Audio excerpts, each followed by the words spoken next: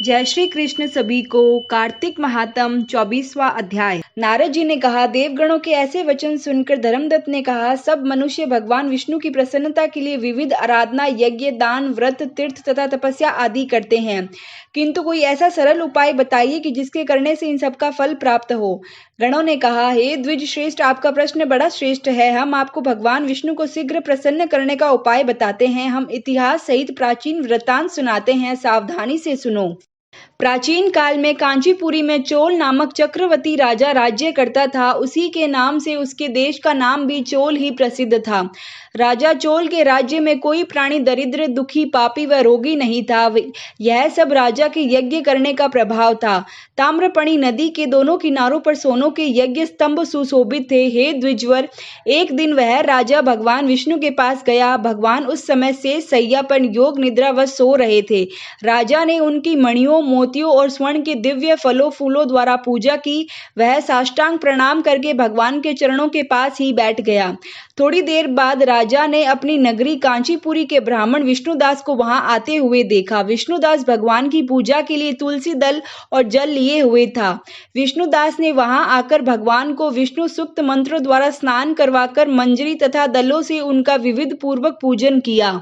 विष्णुदास के चढ़ाए हुए दलों से राजा के चढ़ाए हुए मणि, मोती व स्वर्ण के फूल ढक गए। राजा यह देखकर क्रोध में भरकर बोला, ढोंगी मूर्ख, तूने मेरी चढ़ाई हुई मणियों, मोतियों व सोनों की फूलों और तुलसी दल व अपने सादे फूलों से ढक दिया है। तू बेचारा भला भक्ति करना क्या जाने, तूने मेरे किए हुए विचित्र श्रृंगार को बिगाड़ दिया है। राजा की बात सुनकर विष्णुदास को भी क्रोध चढ़ गया और वह राजा के गौरव को तुच्छ समझकर कहने लगा, हे राजन, तुम भक्ति करना नहीं जानते, तुमको अपने धन का घमंड है। बताओ, आज से पहले तुमने भगवान के कितने व्रत किए हैं? देवगण ने कहा, ब्राह्मण के ऐसे वचन सुनकर राजा ने घमंड से हंसकर कहा, हे विप्र, भगवान की भक्ति के अभिमान से यदि तू ऐसी बात कह रहा है तो मैं पूछता हूं कि तेरे जैसे भिखमंगे ब्राह्मण में भगवान की भक्ति ही कितनी है, क्योंकि तुमने आज तक भगवान की प्रसन्नता के लिए कुछ भी नहीं किया है, ना तो कोई मंदिर ही बनवाया है। तो तुम भला इस प्रकार की भक्ति का जैसे कि तुम कर रहे हो क्या गर्व कर सकते हो? यहाँ जितने भी ब्राह्मण बैठे हैं, मेरी बात को ध्यान पूर्वक सुने और देखें कि भगवान विष्णु के दर्शन मुझे होते हैं या कि उसे। इसके बाद दोनों की भक्ति के संबंध में आप जो लोग जान लेंगे। देवगण ने कहा। ऐसा कहकर राजा अपने महल में चला गया और वहां जाकर उसने अपने पुरोहित मुद्गल को राज्य आचार्य बनाकर विष्णु यज्ञ आरंभ किया। उसने उस यज्ञ में अनेकों ऋषि महर्षियों को बुलाया, उनको बहुत सा अनाज और नकदी दक्षिणा आदि दी। जो यज्ञ पहले ब्रह्मा जी ने गया में किया था, वही यज्ञ राजा चौल ने अपनी नगरी चौल में किया। विष्णुदास भी अपने मंदिर में ही रहकर भगवान की प्रसन्नता के लिए व्रत करने लगा। उसने माघ तथा कार्तिक मास के व्रत किए, तुलसी के वन की और एकादशी को भगवान विष्णु के 12 अक्षर मंत्र का जाप किया।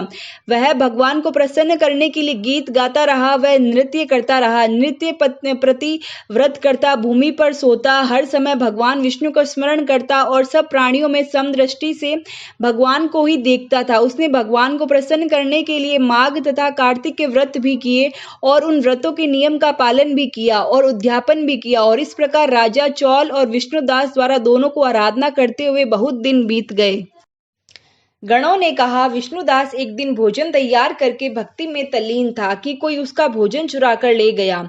लेकिन सायंकाल की आराधना हो सके और व्रत भंग ना हो, इसीलिए उसने उस दिन दूसरा भोजन तैयार नहीं किया। श्री नारद जी ने कहा, हे राजन, इस तरह लगातार 7 दिन तक कोई दूसरा उसका भोजन चुराता रहा। तब वह हैरान होकर सोचने लगा कि यह तो बड़ी विचित्र घटना है कि न जाने कौन हर रोज मेरे भोजन को चुरा कर ले जाता है, फिर भी इस देवस्थान को छोड़ना नहीं चाहता। अगर मैं भोजन बनाकर खा लेता हूँ तो देरी हो जाएगी और पूजा छूट जाएगी। अतः मुझे भोजन बनाकर तुरंत खाना नहीं चाहिए। बिना भगवान को भोग लगाने के वैष्णवों को भोजन कराना नहीं चाहिए। अगर 7 दिन बिन भोजन के बीत गए हैं तो आज का दिन और सही। आज मैं भली भांति भोजन की रक्षा करूंगा और देखूंगा कि हर रोज इसे कौन चुरा कर ले जाता है। ऐसा सोच विष्णुदास भोजन के पास ही छिपकर बैठ गया। उसने थोड़ी देर के बाद देखा कि वहां पर एक चांडाल आया जिसका शरीर अत्यंत दुर्बल था। उसके शरीर पर केवल चमड़ी ही चमड़ी दिखाई देती थी। जब वह चांडाल भोजन चुरा कर चल दिया तो विष्णुदास ने उसे पुकारा, हे भाई, यह रूखा भोजन लेकर कहाँ जा रहे हो? क्या करोगे, घी भी तो लेते जाओ। ऐसा कहकर वह श्रेष्ठ ब्राह्मण आगे को बढ़ा। विष्णुदास को अपनी ओर आते देखकर वह चांडाल तेजी से दौड़ने लगा। वह ब्राह्मण से डर गया, लेकिन निर्बलता के कारण वह दौड़ भी तो नहीं सकता था, अतः वह भूमि पर गिर पड़ा और मूर्छित हो गया। चांडाल को मूर्छित देखकर विष्णुदास लपक कर उसके पास पहुंचा और उसने अपने वस्त्र से उस पर हवा करने लगा। और इसके बाद उसने जो कुछ देखा उसे देखकर वह आश्चर्यचकित रह गया। उसने देखा कि उसके सम्मुख शंख, चक्र, गदा, पद्म, पीतांबरधारी, चतुर्भुजी रूप, अलसी के फूल के समान वाले छाती में कौस्तुभ माला से सुशोभित साक्षात श्री भगवान विष्णु खड़े हैं।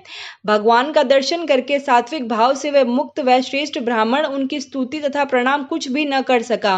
वहीं पर सब इंद्र आदि देवताओं भी उपस्थित हो गए और गंधर्व तथा अप्सराएं आकर गीत गान करने लगी तथा नृत्य करने लगी। ब्राह्मण उन्हें प्रणाम करने के लिए ही उतावला हुआ, त्यों ही वहां संपूर्ण देव, गंधर्व और अप्सराएं आ गई। नृत्य संगीत होने लगे।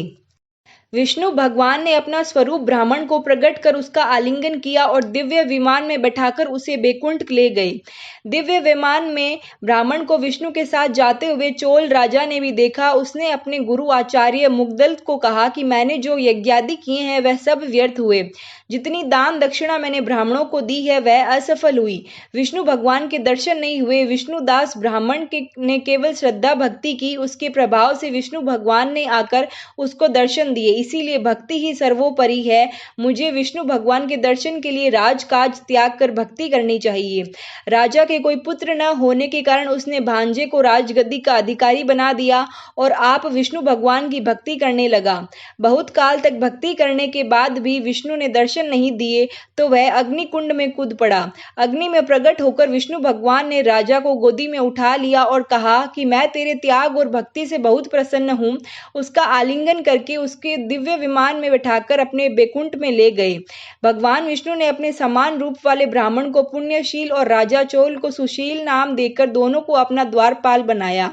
24वां अध्याय समाप्त। जय श्री कृष्ण।